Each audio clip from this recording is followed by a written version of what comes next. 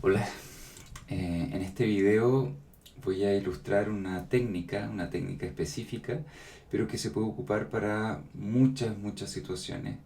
Es súper útil y nos va a llevar de la forma más directa que yo conozco, por lo menos desde nuestro modelo, a la vivencia del paciente y a lograr algún insight significativo o facilitar la empatía. Es una técnica que yo aprendí en mi formación de Gestalt, pero está más descrita en detalle en los textos de terapia centrada en emociones. En Gestalt se le llamaba cuéntamelo en presente primera persona. Básicamente traer una situación que está en el allá y entonces al presente, a algo concreto. ¿Por qué? Porque si es que trabajamos con algo que es abstracto o que está como en el allá y entonces, por ejemplo, no siempre me pasa que me enojo con la gente cuando me dicen una mínima cosa. Eso puede ser algo que para la persona sea súper significativo, pero lo está contando en términos abstractos, imprecisos. Entonces es difícil que se conecte con una experiencia concreta. En cambio, si lo traemos al presente en primera persona y le pedimos a alguien que me cuente una situación en que eso pasó, es mucho más fácil que se conecte corporalmente con su propia vivencia. Bueno, luego de este pequeño preámbulo, la técnica se las voy a contar así como con harto detalle en un par de minutos, pero primero quería contar que se basa y es una ilustración de varios principios teóricos que hemos visto en otros videos. Uno de estos principios es el principio de coherencia.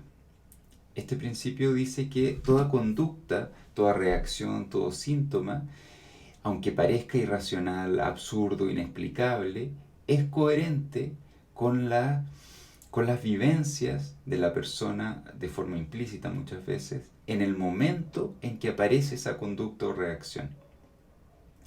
Desde las neurociencias hay algunos autores que hablan de que cada conducta es producto de cómo estoy percibiendo la situación en la que estoy en ese momento, el estado interno del organismo y mi historia de interacciones previas con situaciones similares. El punto central es que la conducta que parece rara e inexplicable se entiende si yo voy a la situación y a mi vivencia concreta. No voy a buscar interpretaciones del pasado o análisis, sino que voy a ir a que la persona se conecte con su experiencia y que reviva esa situación problemática. Entonces, ¿de qué se trata esta técnica? Y ahora hablemos en términos como más concretos. La técnica se ocupa cuando hay una reacción de una persona, una conducta, una emoción que le parece como incoherente, incomprensible. Pucha, ya me enojé, pero no sé por qué, porque no me dijo nada tan terrible. O de repente así exploté y rompí un vaso. O de repente pasó algo y me puse a llorar y no entiendo por qué. Ese tipo de reacciones que son muy comunes en la terapia, muchas veces nos llevan a tratar de interpretar o analizar a nivel más cognitivo. Y todos estos análisis o intentos de comprensión son mucho más fáciles si yo llevo a la persona que se conecte con la situación en la que apareció esa reacción. Porque en esa situación los aprendizajes emocionales, los esquemas implícitos que están produciendo esa reacción están activos. Es como que, siguiendo la metáfora del self dialógico, hubieran varias personas. Una es la que está complicada, chuta, no entiendo por qué apareció esta reacción, por qué el enojo. Pero es otra la que tiene el enojo, otra la que se enojó. La persona que se enojó es la que tengo que invitar a la sala. Y esa persona que se enojó, cómo voy a llegar a esa persona que se enojó? Pidiéndole al paciente que se conecte con la situación concreta del enojo o de la reacción complicada. Esto en, en la terapia centrada en emociones de Leslie Greenberg y otros se llama despliegue evocador sistemático en un indicador de una reacción problemática. Es un nombre como bien extraño, complejo, enredado, pero igual es preciso. Hay una reacción problemática y la idea es desplegar algo que está como amarrado, que se muestre. Evocador significa que trato de evocar la situación, de llevar la situación al presente. Y sistemático, bueno, porque tiene una serie de pasos. Como les decía, en Gestalt a nosotros no nos enseñaron este nombre complicado, a nosotros nos dijeron, mira, si habla de algo que ocurrió como más a nivel abstracto, tráelo al presente, dile que lo cuente en presente en primera persona. Ahora esa es una buena instrucción, pero desde la terapia centrada en emociones tiene instrucciones más específicas, entonces me voy a basar en ese modelo, que es basado en la Gestalt. Bueno, esta técnica tiene 4 pasos. Ya, yo los voy a explicar y les voy a contar un ejemplo, porque la idea es que lo practiquen. Lo primero es identificar una reacción problemática. Ya tiene que ser algo que la persona no entienda bien, no comprenda, le parezca exagerado o absurdo. Si, por ejemplo, alguien me dice, pucha, y, y me atropellaron ayer, pero bueno, por suerte ando solo con un cuello ortopédico y ahora me da miedo cruzar la calle, es comprensible. No tiene sentido aplicar esta técnica. Si alguien me dice, bueno, y mi pareja terminó conmigo ayer y ahora ando súper triste, es comprensible. ¿Ya? Ahí no hay misterio.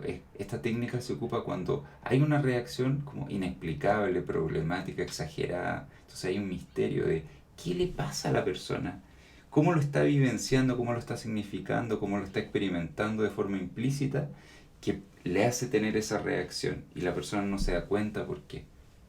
¿Ya? Entonces produce insights muy potentes y orienta mucho por dónde hay que seguir interviniendo.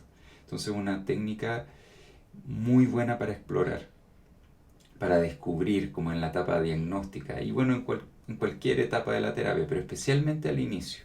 ¿Mm? Ok, entonces, lo primero es identificar esta reacción problemática. Lo segundo es reevocar la situación. Ok, cuéntame un ejemplo de esto, cuéntamelo en primera persona, en presente, como si estuviera ocurriendo en este momento. ¿Qué te está pasando en este momento cuando tú me cuentas esto? Cuando tú estás, no sé, caminando por la calle y viste tal cosa y estás viendo tal cosa. ¿Qué estás sintiendo? ¿Qué estás pensando? ¿Qué estás viendo? ¿Ya? Ese es el reevocar.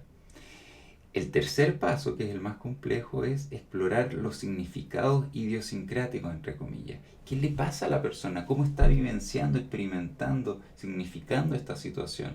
¿Cuáles son las emociones que aparecen? ¿Cuáles son los significados que aparecen? ¿La construcción de mundo que aparece? Y finalmente es una vuelta un poco más reflexiva, que es el cuarto paso, que es el reconocimiento del propio modo de funcionamiento. Acá la idea es, si yo ya descubrí cómo estoy experimentando, viviendo esta situación, yo empiezo a reflexionar y a hacer como introspección de, oye, ¿qué me dice esto de mí? ¿Qué me dice esto de cómo funciono, de mis relaciones con los demás, de las otras veces en que me ha pasado algo similar? Eh, entonces, eh, ahí viene como el aprendizaje, el insight se podría decir, y esto orienta mucho por dónde tiene que ir la terapia. Ahora, voy a explicar y con un ejemplo los pasos, ¿ya? No solo los nombres como ahora, pero es súper, súper, súper importante que todos estos pasos se hagan en un clima de empatía y de ausencia de juicio. Si yo hago un trabajo así y no soy empático, no logro transmitir empatía, no va a funcionar nada porque la persona no se va a abrir, no se va a atrever a conectarse con su experiencia. Tiene que ser un clima de aceptación, de contención, de seguridad. Ahora, ¿cómo hacer esto? Hay, yo diría que 3 grandes elementos que podemos ocupar. 2 que son más o menos sencillos y otro que es un poquito más complejo, pero que también se puede hacer. ¿Cuáles son los más sencillos? hacer reflejos empáticos o repetir algunas palabras clave que la otra persona está diciendo.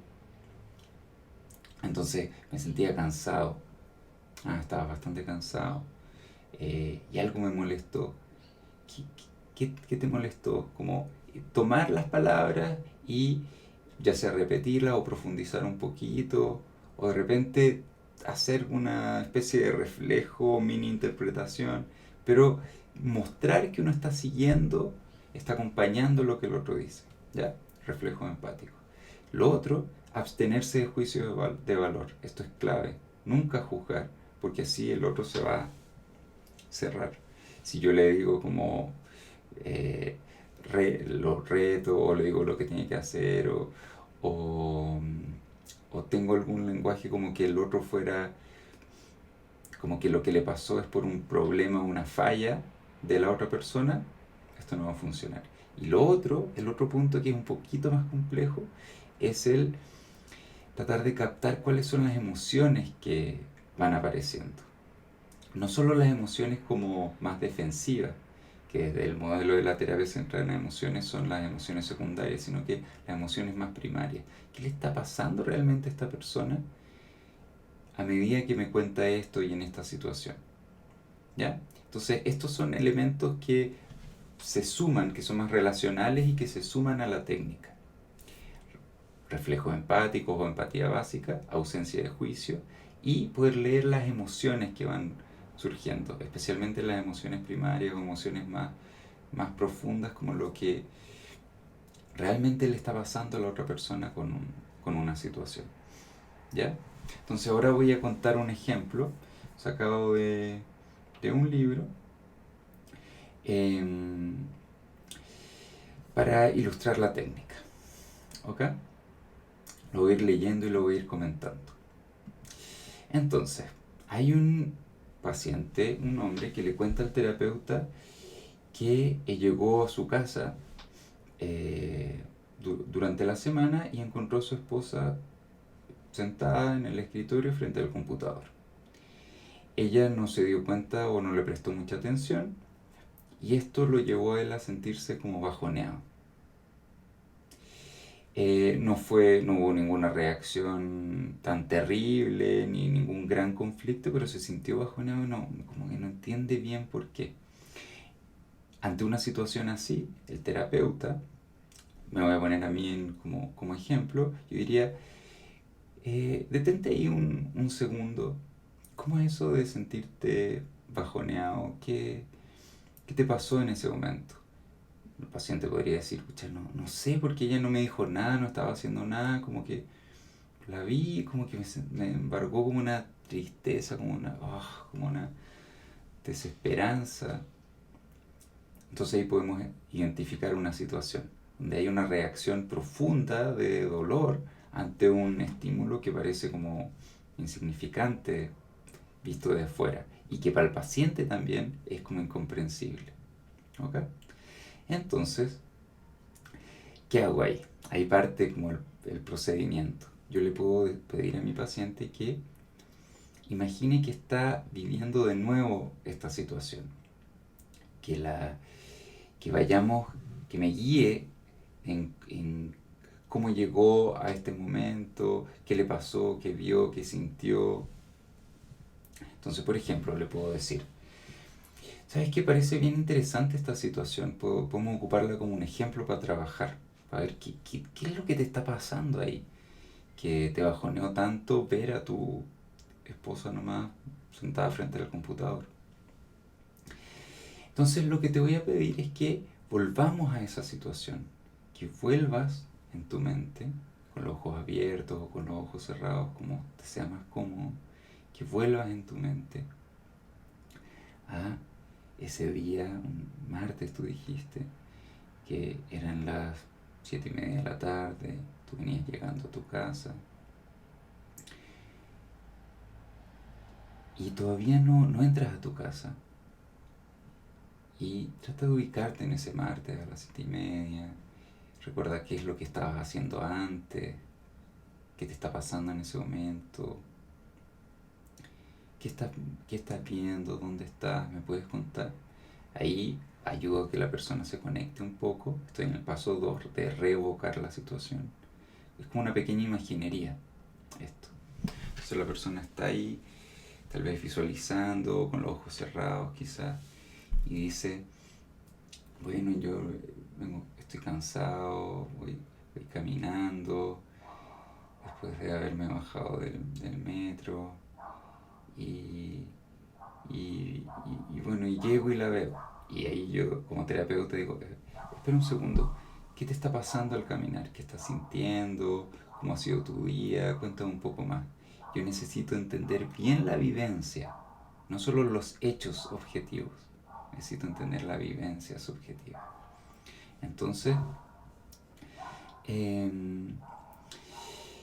digo, ok, estás caminando, fíjate qué te pasa, qué estás sintiendo en ese momento, vas caminando hacia tu casa, ¿qué te está ocurriendo? Y, ¿qué es lo que me dice el paciente? Me dice, oh, me siento súper cansado después de un largo día, y también me siento como, me acuerdo que como mi jefe me criticó, un compañero también, como que no le gustó algo que yo opiné, entonces como que, uf, qué agote, qué agote, qué agote, qué día más difícil, solo quiero llegar a mi casa. Cuando él dice solo quiero llegar a mi casa, algo me llama la atención, como que fuera importante, como que hubiera una esperanza, una expectativa. Entonces yo le pregunto, ¿qué, ¿cómo esto de solo quiero llegar a mi casa? ¿Qué te imaginas de llegar a tu casa? ¿Qué esperas? Eh, Ahora cuando estás cansado, estás, lo pasaste mal y solo quieres llegar a tu casa, ¿qué es eso que va a haber en tu casa que solo quieres llegar a tu casa? Y él se conecta y dice como que, ya no sé, como que solo me imagino, como estoy he estado en un mundo tan hostil, difícil, y, ay, como que me imagino llegar como a los brazos de mi esposa que me apoye, que me tire para arriba, que me diga, no, pero si fue buena tu idea, y, ah, no, pero no, que soy, es una, qué imbécil lo que estoy diciendo, es como un niño chico, ¿no? Eh, por ejemplo, entonces ahí, ¿qué pasa? Noto que el paciente se está conectando con un sentimiento como de vulnerabilidad y necesitar cuidado o protección, pero rápidamente se defiende ante eso, porque probablemente hay un conflicto con conectarse con esa necesidad. Pero en este momento yo no voy a intervenir, yo solo quiero entender lo que está viviendo. Entonces digo, ok, tú estás, parece que ha sido un día tan difícil, y claro, cuando uno tiene un día difícil, como que pucha, espera llegar a casa y como que, uff, como que, mi hogar es algo cómodo, calentito, no sé, seguro, y tal vez tú venías esperando algo de eso. Y él me dice, mi paciente me dice, sí, sí, eh, sí, como que, ay, tenía tantas ganas de llegar, como de sentir ese calor de hogar. Y, ok, ¿qué pasa cuando tú vas llegando? Abre la puerta, empieza a caminar, dime qué ves, qué te está pasando. Entonces el paciente me responde, bueno, entonces abro, eh, y no escucho nada. Como que digo, ¿para vacío? ¿Qué pasa? Como que me voy acercando, y la veo, y ni me pesca, ni me pesca, ni me pesca, ni me pesca. No existo, no existo para ella. Y noto que mi paciente como que empieza a sentir algo de pena, como que pone una cara así. Y noto que está contrayendo los músculos como para no sentir. Y aprovecho para decirle, espera un segundo, ¿qué te está pasando ahí? ¿Qué estás sintiendo en este momento? Como que no te pesca. Parece súper doloroso eso de que no te pesca. Cuando tú venías esperando como ese calor de hogar, ¿qué está ocurriendo ahí? ¿Qué estás sintiendo? Y ahí mi paciente se conecta un poco más con la pena y dice, no, me da pena, me siento triste, me siento solo, como que no le importo a nadie. Oh, qué difícil. Y yo le pregunto, conéctate con esa sensación, permítete sentir esa pena. Estoy en este rato también en el paso 3 de explorar las emociones, los significados que aparecen en esta situación. No solo evocarla, como traerla al presente, sino que explorar más profundo. Y lo que yo quiero de verdad es explorar. No quiero corregir, tengo que resistirme al impulso de corregir al paciente. Entonces tengo que evitar la tentación de aliviarlo con la palmadita en la espalda. No, pero sí, ella no pensaba eso, como si seguramente estaba concentrada y por eso no te vio. Como corregir su creencia irracional. No, no. Yo quiero que se conecte con lo que le está pasando. Porque la terapia se basa en el contacto. ¿Ya? El contacto con lo que le está pasando, con su necesidad. Y aparte porque si él se contacta, yo voy a poder entender lo que le pasa y él va a poder entender lo que le pasa. Y vamos a poder ver qué es lo que necesita. ¿Ya? Entonces, se está conectando con la pena. Yo no quiero sacarlo de esa pena. Yo quiero que se conecte con esa pena. Si es que lo puede soportar, obviamente. ¿Ya? Si lo saco de esa pena, estoy haciendo una terapia de apoyo que no va a generar un cambio profundo. No estoy haciendo mi pega, salvo que haya una urgencia, una emergencia. ¿Ya? Entonces, está con la pena, yo le digo, quédate con eso un segundo. ¿Qué te está pasando en este momento? Conéctate con tu cuerpo. Cuando tú dices, no me vio, no existo para ella. Yo que justo necesitaba tanto su apoyo, que me tirara para arriba después de este día difícil, yo no existo, ni siquiera me ve que yo llegué. Y se conecta con la pena. Y le digo, ¿qué te pasa cuando sientes eso? ¿Se te viene alguna imagen en la cabeza, algún pensamiento, alguna otra sensación? Quédate con esa sensación un momento. ¿Conoces esa sensación? El paciente dice, sí, sí, la conozco, es lo que siempre sentí cuando era niño, como que todos se preocupaban por mi hermano, que tenía muchos más problemas y yo no existía. Y cada vez que yo necesitaba algo, yo no existía. Y cada vez que él necesitaba algo, todos corríamos. Y yo sigo sin existir. Vemos que la persona está conectando con otras cosas de su vida. Y vemos que si es que yo me meto en el mundo subjetivo del otro, que ha tenido infinitas vivencias de que sus necesidades, sus emociones, su vulnerabilidad no es atendida, y otros atienden a su hermano,